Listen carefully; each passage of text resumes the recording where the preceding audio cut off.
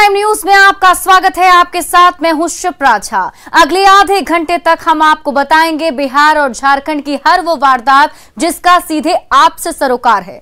पूछेंगे पुलिस प्रशासन से सवाल, देना पड़ेगा हर एक जुर्म का जवाब। करेंगे छोटी से छोटी वारदात की गहनता से पड़ताल। तो चलिए शुरू करते हैं खबरों की पड़ताल।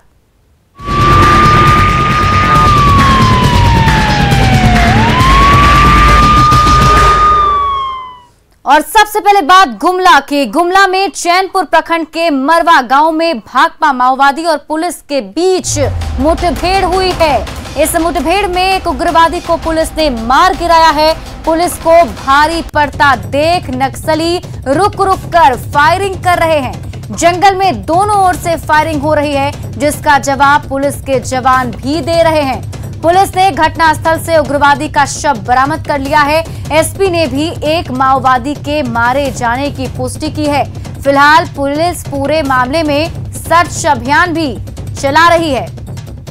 तो गुमला से खबर आपको बता रहे हैं। देखिए, पूरे इलाके में पुलिस का अब भी सर्च अभियान जारी है। पुलिस और नक्सलियों के बीच मुठभेड़ हुई है और इस मुठभेड़ में एक नक्सली को ढेर भी किया गया है। चैनपुर थाना क्षेत्र के मरवा जंगल में मुठभेड़ हुई है और अभी भी ये मुठभेड़ और जो सर्च ऑपरेशन है पुलिस की तरफ से वो चलाया जा रहा है। नक्सली का शव भी पुलिस ने बरामद कर लिया। पूरे इलाके में पुलिस का सर्च अभियान जारी है।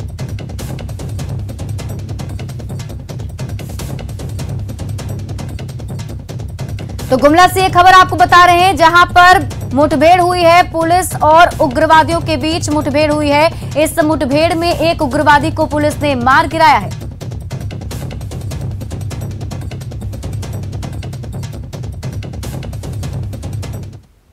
और लाख सख्ती के बाद भी बंदूकबाज बाज नहीं आ रहे। बेखौफ होकर महफिल में खौफ की गोली दाग रहे हैं और ठुमके पर ठुमके लगाए जा रहे हैं। इस बार हाजीपुर में पिस्टलबाज ने पुलिस को ठेंगा दिखाते हुए हसीनाओं के साथ ठुमका लगाया। देखिए इस रिपोर्ट में पिस्टलबाज बेखौफ खाकी में खौफ। खुशी का माहौल, खौफ की गोली, मस्ती में पिस्टलबाज, महफिल में दहशत, ठेंगे पर कानून।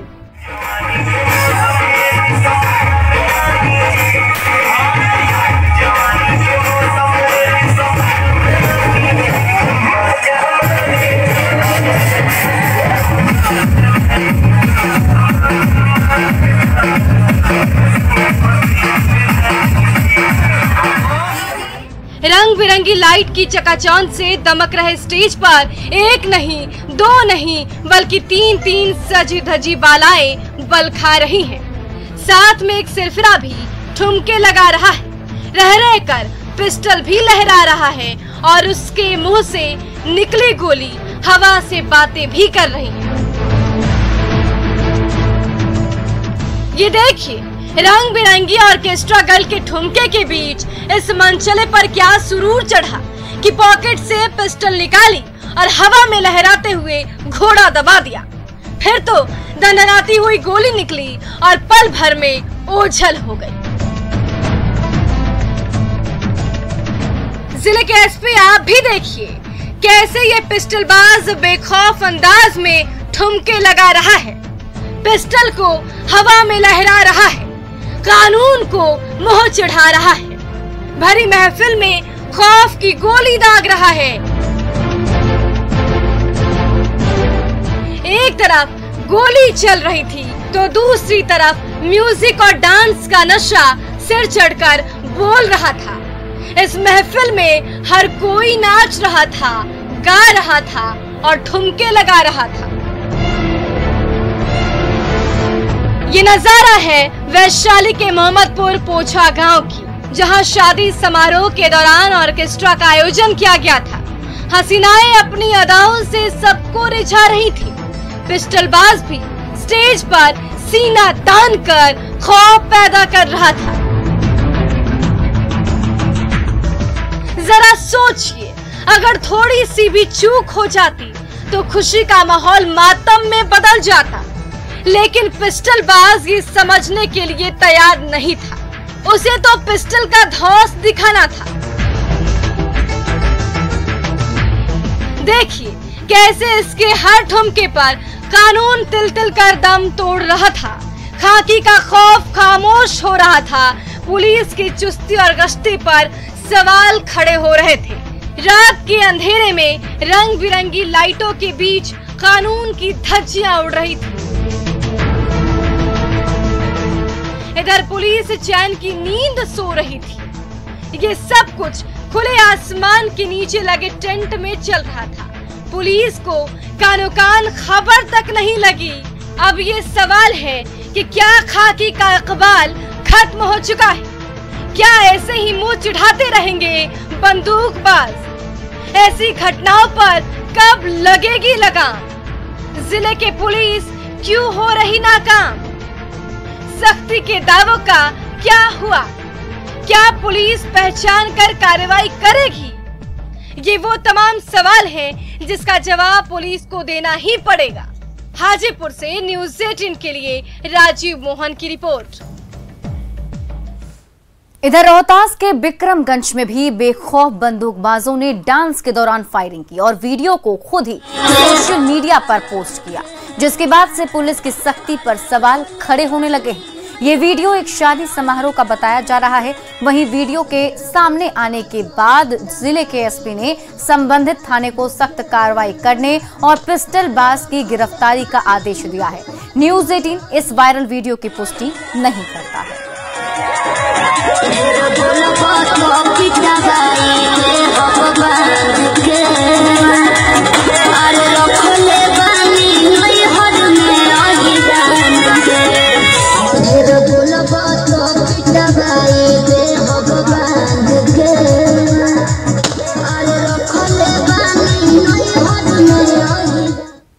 वहीं औरंगाबाद में तिलक समारोह में हर्ष फायरिंग के दौरान एक महिला की मौत हो गई। घटना नबीनगर के परसिया गांव की है। परिजनों के मुताबिक गांव के छोटन यादव शराब के नशे में धुत होकर तिलक समारोह वाले आंगन पहुंचा और फायरिंग करने लगा। उसी में महिला की मौत हो गई। घटना के बाद से आरोपी फरार है। तिलक चढ़ रहा था, तिलक चढ़ से गया था, एक लड़का आया और गोली मार के भाग गया। नाम क्या है उसका? छोटन यादव। वो कहाँ के रहने वाला है? तो क्यों गोली मारा? क्या पहले से कोई विवाद था? विवाद कोई नहीं था। तो गोली क्यों मारा? दारू पी के गोली मार दिया। किडनैपर्स ने उसके रिहाई की कीमत लगाई थी। कीमत थी 1.5 लाख रुपए। युवक के परिवार ने किडनैपर्स को 30,000 रुपए ट्रांसफर भी कर दिए और फिर आगे जो कुछ भी हुआ उससे हर कोई दानापुर पुलिस को शाबाशी दे रहा है। किडनैपिंग कांड का खुला राज। पुलिस ने 24 घंटे में किया बेनकाब। ऑपरेशन आयुष से खाकी की बढ़ी शान।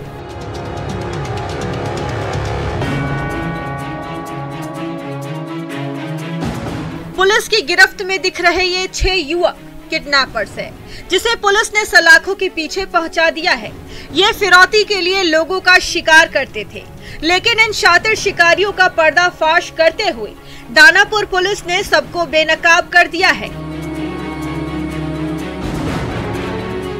ये वारदात शाहपुर के मठियापुर इलाके की है, जहां सुधीर कुमार के बेटे आयुष भारद्वाज का अपहरण कर लिया गया था और परिजनों से 1.5 लाख रुपए की फिरौती की मांग की गई थी, जिसके बाद से परिवार खौफ में था। यही वजह थी कि परिजनों ने डरकर अपराधियों के खाते में 30,000 रुपए ट्रांसफर कर दिए थे। लेकिन इसके बाद जब ये बात पुलिस को पता चली तो पुलिस हरकत में आई और फिर थानाध्यक्ष धीरज कुमार की अगुवाई में टीम बनाकर अपराधियों की खाक छानने निकल गई। सूचना मिली थी जिसमें यह बताया गया कि मठियापुर के आयुष भारद्वाज को घर से कुछ लोग अगवा लेकर चले गए हैं। उस सूचना के आलोक में हम लोग कार्रवाई शुरू किए। कार्रवाई के क्रम में ये पता चला कि उसे रूपसपुर में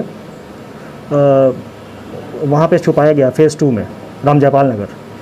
वहाँ पे हम लोग त्वरित कार्रवाई करते हुए जब उस मकान में पहुँचे तो उस मकान से हम लोगों को 6 लोग मिले और खुद आयुष भारद्वाज भी वहाँ मिले। इसी दौरान पुलिस को बदमाशों का पता ठिकाना मालूम पड़ा। गुप्त सूचना मिली कि रूपसपुर के राम जयपाल नगर के एक अपार्टमेंट में अपराधी किडनैप्ड आयुष भारद्वाज को रखे हुए हैं। योजनाबद्ध तरीके से छापेमारी की गई तो अपहरण में शामिल 6 अपराधियों के साथ अपहृत आयुष भारद्वाज को सकुशल बरामद कर लिया गया। पुलिस ने जब सख्ती से पूछताछ की तो सभी ने अपना नाम, पता और ठिकाना उगल दिया। गिरफ्तार अपराधी में उत्तर प्रदेश के गाजीपुर के रहने वाला अंकुर कुमार, बिरजू, रितेश, आदर्श, अमित और अविनाश शामिल है। ये सभी राजधानी पटना के अलग अलग जगहों में किराए के मकान में रहकर अपराध का धंधा करते थे। पैसे के मामले का था, कुछ पैसे का डिमांड किया जा रहा था। कुछ पैसा ट्रांसफर किया गया है, कुछ पैसा भेजा भी गया था घर वालों के द्वारा, जो कि करीब 20,000 के लमसम है जो पैसा अकाउंट में भेजा गया था।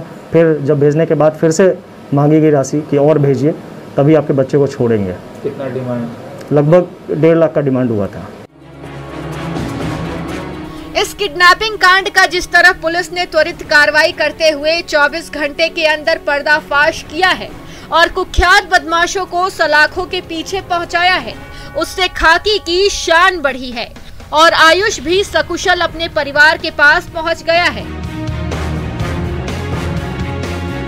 कहते हैं कि अपराधी कितना ही शातिर क्यों न हो, कानून के हाथ उस तक पहुंच ही जाते हैं। न्यूज़ 18 के लिए दानापुर से अमरजीत शर्मा की रिपोर्ट। दिल्ली के स्पेशल सेल ने भागलपुर में एक बड़े ऑपरेशन को अंजाम दिया है और इस गिरोह पर करोड़ों रुपए के जालसाजी का आरोप है। ये गिरोह ऑक्सीजन सिलेंडर और रेमडेसिविर इंजेक्शन की कालाबाजारी करता था। बड़े फर्जीवाड़े का पर्दाफाश, दिल्ली पुलिस ने किया बेनकाब। भागलपुर से जुड़े हैं रोशन के तार, रोशन कब होगा गिरफ्तार?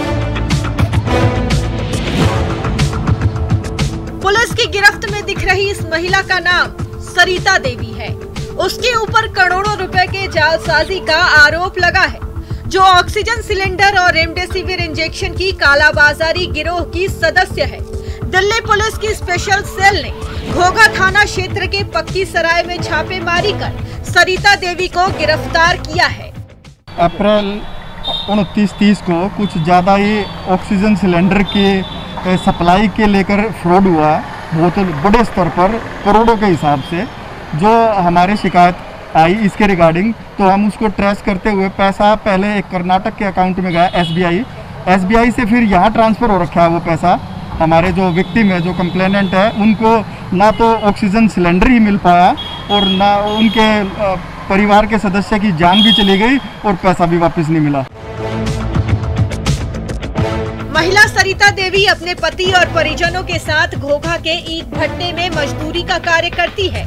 दिल्ली साइबर सेल के सब इंस्पेक्टर और मामले के अनुसंधानकर्ता करणवीर ने बताया कि करीब 1 महीने पहले एक व्यक्ति ने दिल्ली में ऑक्सीजन सिलेंडर और रेमडेसिविर दवा की कालेबाजारी को लेकर लाखों रुपए ठगी करने का मामला दर्ज कराया था।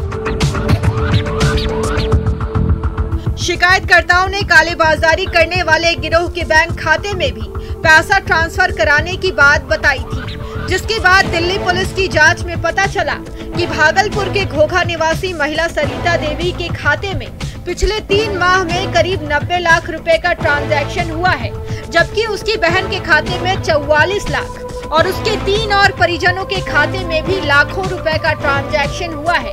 यानी यदि सिर्फ सरिता देवी के परिवार की बात करें तो करोड़ों रुपए का ट्रांजैक्शन पिछले 3 माह में हुआ है।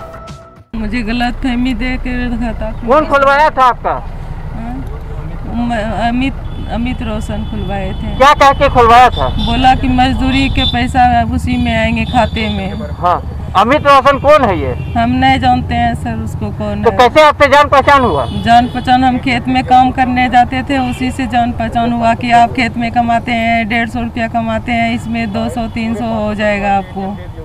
तो आपने एटीएम कार्ड और पूरा बैंक का अकाउंट कैसे दे दिया उनको? वो हमको देवे नहीं किया सर। शिकायत मिलने के बाद दिल्ली से आई विशेष टीम सरिता को हिरासत में लेकर दिल्ली चली गई है। वहीं गिरफ्तार सरिता ने खुद को निर्दोष बताते हुए कहा कि पिछले 1 साल से घोघा में आरओबी का काम चल रहा है, जहां मुंशी रोशन ने रेलवे की ग्रुप डी में नौकरी लगाने का झांसा देकर उसके साथ 21 लोगों के खाते अलग अलग बैंकों में खुलवाए थे। इसके लिए सभी के आधार कार्ड और फोटो भी मुंशी ने लिए थे।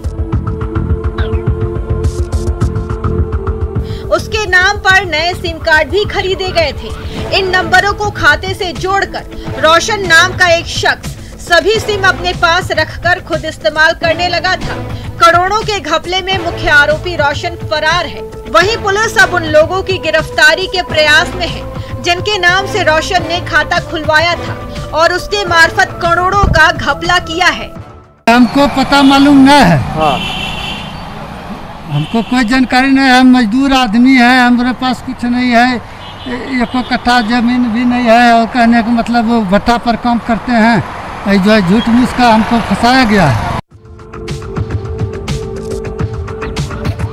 इस पूरे मामले में पुलिस की तफ्तीश अभी जारी है, लेकिन जब तक मुख्य आरोपी रोशन पुलिस की गिरफ्त में नहीं आता तब तक सच्चाई सामने नहीं आ पाएगी। लेकिन अब सवाल ये है कि कोरोना काल में इतने समय तक फर्जीवाड़े का खेल चलता आ रहा था, लेकिन भागलपुर पुलिस को कानो कान खबर नहीं लगी, क्यों? इस गिरोह के सरगना तक कब पहुंचेंगे पुलिस के हाथ? आपदा को अवसर में बदलने वालों पर कब लगेगी लगाम? न्यूज़ 18 के लिए भागलपुर से आशीष रंजन की रिपोर्ट। अगली खबर गोपालगंज से है, जहां जमीन विवाद को लेकर 2 पक्षों में जमकर चाकूबाजी हुई। वहीं इस चाकूबाजी में 4 लोग गंभीर रूप से घायल हुए हैं, जिसमें 2 लोगों की हालत नाजुक है, जिन्हें सदर अस्पताल के इमरजेंसी वार्ड में भर्ती कराया गया है। घटना नगर थाना के करहिया गांव की है।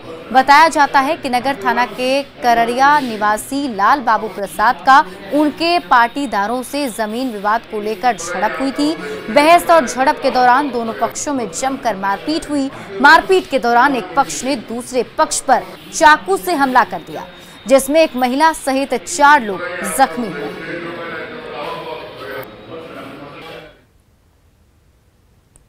खबर दानापुर से है, जहां गोलीबारी में घायल जेडीयू के प्रदेश सचिव मोहम्मद अरशद ने सीएम नीतीश कुमार से गुहार लगाई है। मोहम्मद अरशद ने आरोपियों को पकड़कर कार्रवाई की मांग की। बता दें कि कल जेडीयू के प्रदेश सचिव को अपराधियों ने गोली मार दी थी।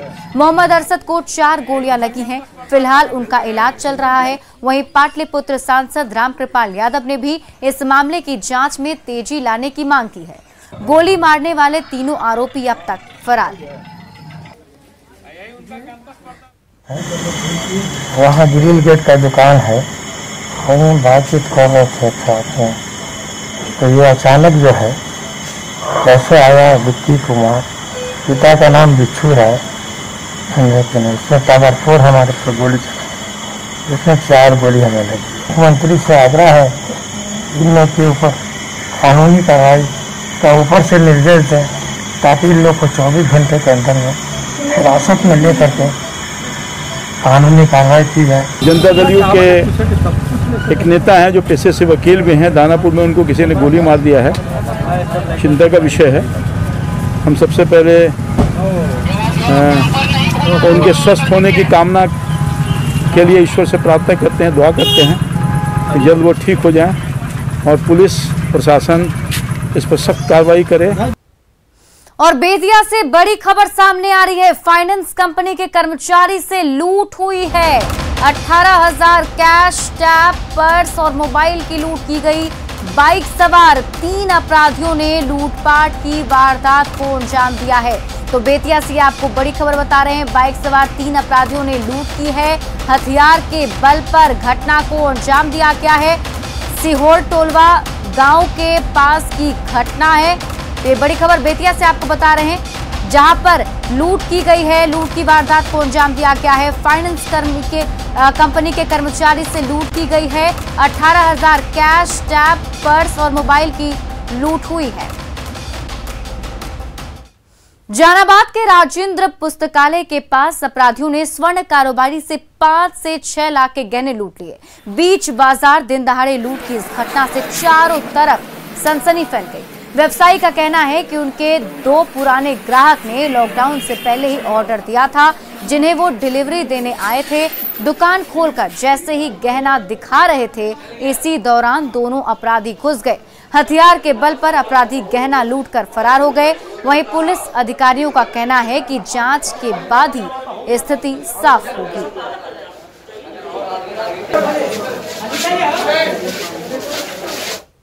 हथियार बंद आया पिस्टल लेकर के, और हम लोग दोनों भाई बैठे हुए थे, भिड़ा दिया और सारा झोला का सामान ले लिया, और कस्टमर जो बैठे उनका चैन भी छीन करके और हथियार बंद शटल गिरा करके बंद कर दिया हम लोग। अब भाग गए।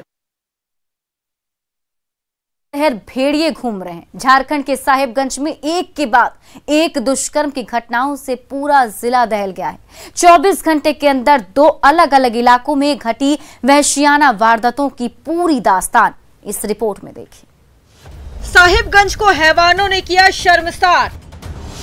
24 घंटे में दरिंदगी की 2 बड़ी वारदात। कहीं मासूम को उतारा मौत के घाट, तो कहीं घर में घुसकर की हैवानियत।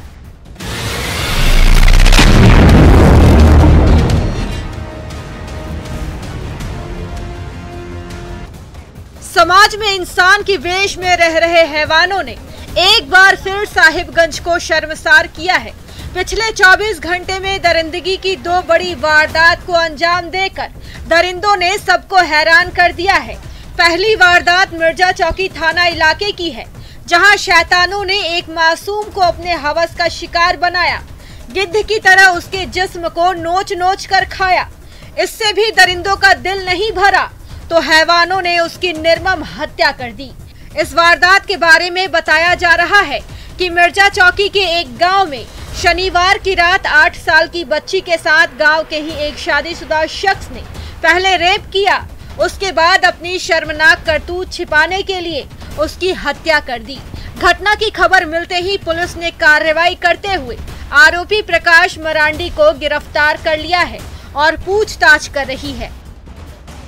आज दिन में थाने को यह सूचना मिली कि एक नाबालिग की डेड बॉडी मिली है, जिसमें थाना प्रभारी ने बहुत ही त्वरित कार्रवाई करते हुए तुरंत घटनास्थल का निरीक्षण किया और घटना के उन्होंने छानबीन किया है तथा लोगों से पूछताछ करने के बाद यह बात प्रकाश में कि माथाडी गांव की एक बच्ची का शव है, जिसकी शिनाख्त की जा चुकी है और उसके साथ संभवतः दुष्कर्म के भी मामले।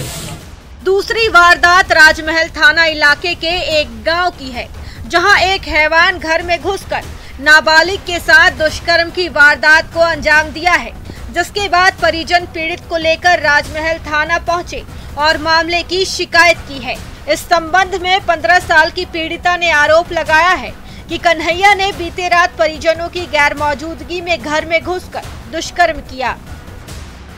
और इस घटना में कारित जो शामिल अपराधी हैं उसको भी पकड़ा गया है और पुलिस आगे अनुसंधान कर रही है। कितने लोग पकड़े गए? अभी 1 लोग पकड़े गए हैं और पूछताछ से फिर स्पष्ट होगा कि वो अकेला था या अन्य लोग भी सम्मिलित थे। इस संबंध में गहराई से छानबीन की जा रही है। SDPO यहाँ कैंप किए हुए थे और सारी बातों का जानकारी ली गई है। ग्रामीणों का सहयोग लिया जा रहा है और जो दुष्कर्मी है उसके पुलिस। इन दोनों ही इलाकों में मासूम बेटियों के साथ घटी घिनौनी वारदात से हर कोई सहमा हुआ है। पुलिस की सख्ती पर सवाल खड़े हो रहे हैं। क्या हैवानों में कानून का खौफ नहीं है? कब तक बेटियों को नोचते रहेंगे दरिंदे? कब समाज की बदलेगी गंदी सोच? नीच मानसिकता से कब मिलेगा निजात? महिला सुरक्षा के दावों का क्या हुआ? न्यूज़ 18 के लिए साहिबगंज से मिथिलेश कुमार सिंह की रिपोर्ट।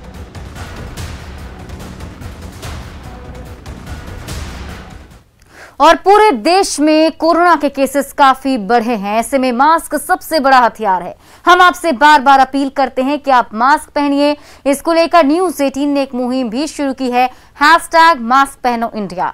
आप खुद से ये प्रण लीजिए कि जब तक ये महामारी है आप मास्क नहीं उतारेंगे। मास्क ठीक से पहनिए। ये मास्क है मजाक नहीं। और क्राइम न्यूज के इस बुलेटिन में अभी के लिए बस इतना ही, लेकिन न्यूज 18 बिहार झारखंड पर खबरों का सिलसिला लगातार जारी है।